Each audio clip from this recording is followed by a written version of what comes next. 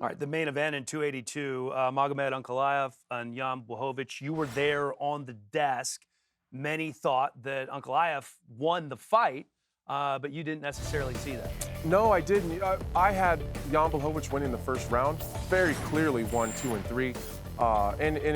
Those were the last 4 rounds were the decisive rounds. Round 1 was a little weird. I think that Ankalaev obviously won the rounds 4 and 5. I didn't agree with round 5 being a 10-8, which would have made it a draw. Now I know Ankalaev went on and on, like, give me my belt, I won that fight. But had the judges not made the mistake in giving the 10-8 round in the 5th, Ankalaev still loses. So I don't understand his anger with the judges. I think they kind of got him off the hook a little bit.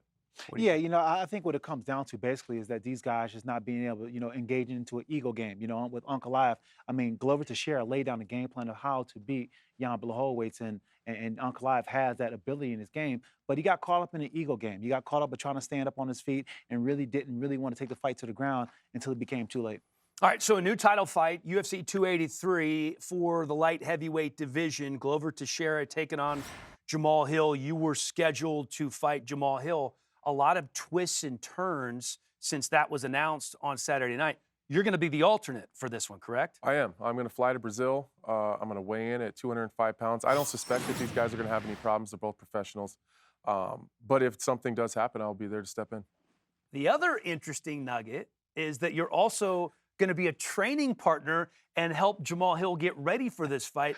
Unconventional, to say the least, right? Yeah, it's not that weird to me.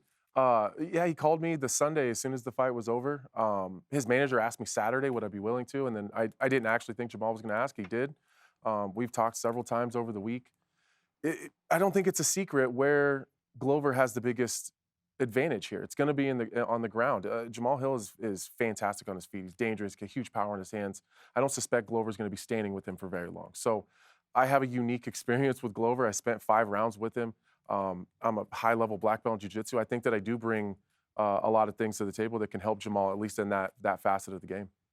I mean, it's very interesting. I mean, to say the least, I mean, it's something that I wouldn't typically do, I mean, for the most part. But it just kind of shows overall, Jamahal Hill's confidence in himself, right? He's confident in himself that, he can bring you into camp and provided, he needs to in time, he can beat you in the fight. But, I mean, I just kind of feel like if you want to be champion, you're going to have to fight who's next in line, and you will be next in line. And I think training with you would definitely give him a game plan of, how to beat him. I've never summoned somebody that could be a potential opponent and brought him into my training camp. But when I was an Ultimate Fighter, I had to fight my teammate that I trained with for 3 months. And, I can honestly say Al got the best of me every day in the training room, but there's a big difference between training and fighting. So for you, this is a guy where I look at this like you're such an analytical mind.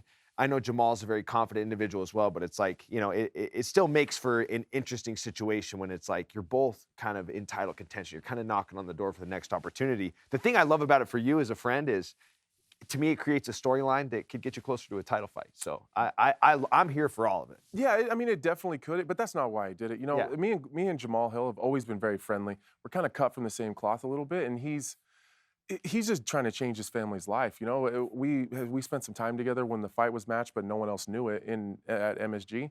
We had a couple drinks. We had a fantastic conversation. We talked about kids and life and our paths and our journeys.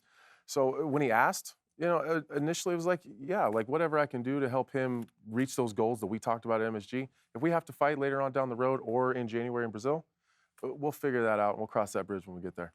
Exactly. It's gonna mesh with both of those things. You're both helping each other and building each other up. And at the end of the day, people forget this is a sport. It's not out of the realm of the ordinary for people like us to be buddies with our friends before and after a fight. You just got to settle the difference in the time when it matters. But the difference is it's not a team sport and it's an individual sport, Yeah. so that makes those relationships maybe a little stronger, and they cut a little deeper when you have to fight for a title. Thank you for watching ESPN on YouTube. For live streaming sports and premium content, subscribe to ESPN+.